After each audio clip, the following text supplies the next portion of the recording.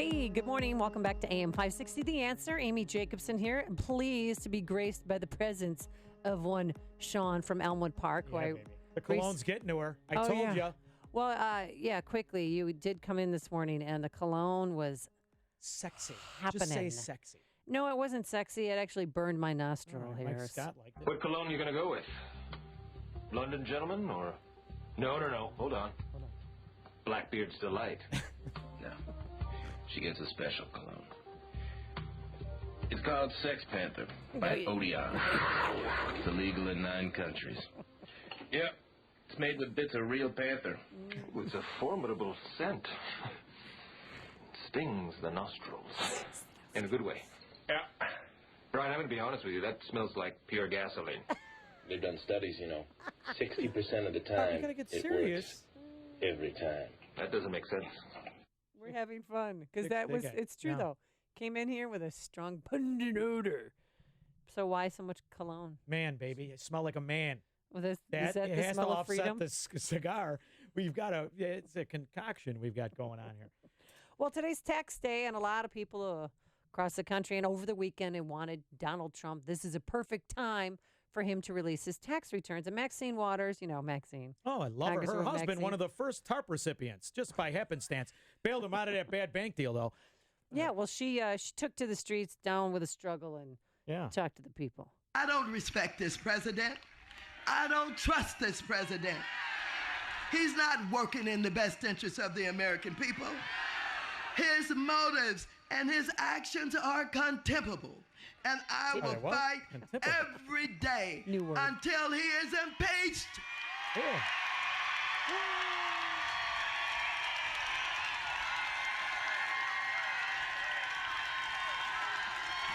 Impeach 45. What? Is that Colt 45? Impeach 45. It's like Colt 45, only it's stronger. Impeach 45. It gets better. She makes up another word here. Right? Don't forget who he is. He's shown us what kind of human being he is, and he is not going to change. Ladies and gentlemen, my millennials, stay woke. Stay woke.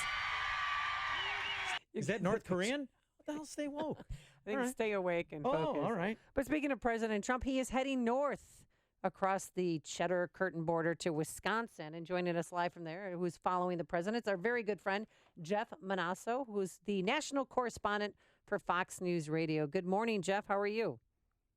I'm doing well, Amy. How are you? We're doing well over here. And what time is President Trump going to arrive? And I hear he's going to be bringing with him some paperwork and signing an executive order.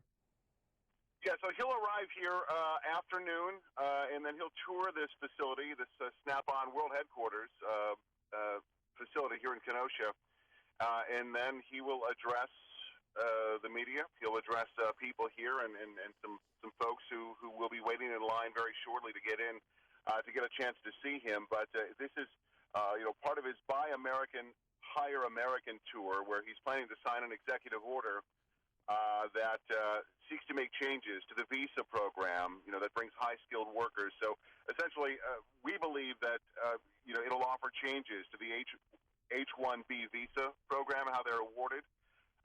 So they'll be awarded to the most skilled or highest-paid applicants. And so there's change coming along that route. And perhaps he might even bring up some other issues from Kenosha, as he's known to do when he travels, and he may even bring up Atlanta's 6th district battle as he's here to get out the vote in Atlanta. But this is a big thing here for Kenosha. This is his first stop since he became president, since he won the election. You remember a few months back he was going to Menominee Falls in suburban Milwaukee to a Harley Davidson plant, but that was scrapped. Yeah. Protesters said that they were responsible for scrapping that. The White House denies it. So this is his first trip back here. And Kenosha County, kind of a really blue-collar union-type town, they went red this time around, and they supported Donald Trump overwhelmingly. Well, I have a question for you, Jeff. I'm not a fan of the H-1B visa. I think it's a scam from the get-go, and otherwise, if it wasn't, Hillary What's not a Clinton's scam brother, for you? yeah, Hillary Clinton's brother wouldn't have been in on it. But this, I know we're shoring up the national populace as they got rid of Bannon for the most part, and we brought in the Goldman Sachs 30-somethings. So we're going back with the national populist message. And my question, has anybody asked Donald Trump if this was in place when he was doing business, would he have been able to be Donald Trump? Would Donald Trump be Donald Trump?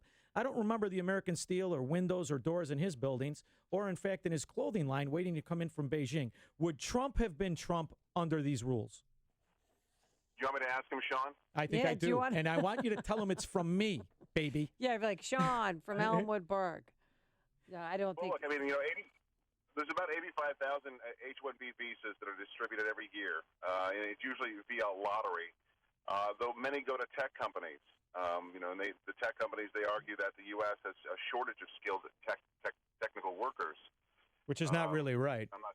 Well, no, I have a friend who's a molecular biologist trying to find a cure for cancer. She's here on a H-1B visa, and she was awarded that because she's so smart that we want her in this company or in this country to try and find a cure for cancer. Well, there's one. Well, it's also been controversial. You remember employees from Walt Disney World, to the University of California in San Francisco. They laid off a ton of their tech employees and replaced them with HB1 visa holders. And so it's a controversial program. And so we'll see what President Trump has to say in terms of how he's going to make changes. We expect him to lay that out a little bit better for us this afternoon. Well, I don't want to put you on the spot, but how many employees that work at Snap-on are here on H-1B visas? Do you know? I can ask that too, Amy, and I'll get back to you. All right? Yeah. Oh no, I was just wondering because He's got the he might. bailout. I like no, the no, but bailout. he might have chosen Kenosha, Wisconsin, and that company in particular because they might have. Well, and remember, this is Ryan Priebus's hometown, so that may have something to do with why he's here. But the head of Snap-on, the guy who runs it, he's been an ardent supporter of Donald Trump, and critical of HB1 visa programs and a supporter of cutting regulations and getting business going again. And in fact, a lot of the production here, it doesn't happen here in Kenosha for Snap-on. It happens in other places. And so his argument is that cut some regulations and we'll get people back to work in larger numbers in the U.S. And so this guy has been a big fan and a big supporter of Donald Trump's, and that's probably also one of the reasons why the president is coming here today. Do manufacturers make decisions of expanding business and hiring based on executive orders? I'm curious. I mean, or do you really change the law with an executive order? My understanding is it's a temporary fix. It's a parchment promise. It's really nothing. It's a photo op, right? Am I wrong, Jeff? I mean, I don't know.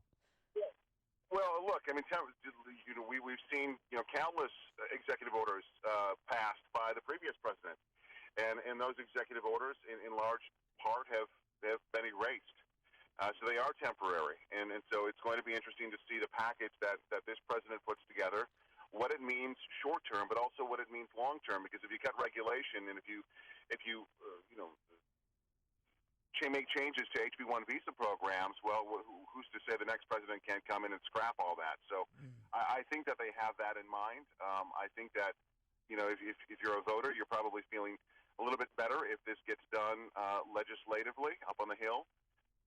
But we'll see what the president has to say. Again, we don't know a lot of details on what he's going to sign today. The White House has been kept this pretty close to their vest. So we're here, and we'll find out. But I think in the short term, it certainly means help to those people who opposed HB1 visa programs, and it certainly means help to business owners like the guy who runs Snap-on. That regulations are going to be cut and changes coming to business. So we'll see. So Jeff, you're going to be with the scrum of reporters, right? What question are you going to ask President Trump if you're allowed to ask a question? I haven't thought. It's just so much show prep. I haven't even thought about the question I'm going to ask him. You got a good one for me, Amy? Well, you can ask him about North Korea and see if he's going to move or give us any more information about that, about what his next move would be. When the scrum of reporters, by the way, we're probably not going to be able to ask any questions, but the scrum of reporters, when we get the opportunity, it's generally about more pressing issues like North Korea, like Bashar al-Assad, what's going on in Syria, the relationship with Vladimir Putin and things like that. But I'll ask him something locally. Have you had a brat? You should try one. Nice. Some Leinenkugel or some Miller Yeah. Lite. Yeah, that's good, Jeff. I like Now, it. do you get to fly on the plane with him? No, he's stationed. I haven't in flown the plane with Chicago. him. No. I'm based out of Chicago, so I listen to you guys in the morning on my way in. Good. Oh, Well, you know wonderful. what? I appreciate that. I Feel love free you. to ask him my question. I think that's a start. Could Donald Trump be Donald Trump with Donald Trump as president? It'll be very confusing. It'll be like one Do of those. you think he's going to be able to answer I that think that question, would be Sean? great. I don't know. All right. Well, Jeff, always a pleasure having you on the program, and thanks so much. Have a good time today. Thanks, guys. Appreciate it. Thank you. Jeff Monosso, national correspondent for Fox News Radio, joined us on our turnkey.pro answer line.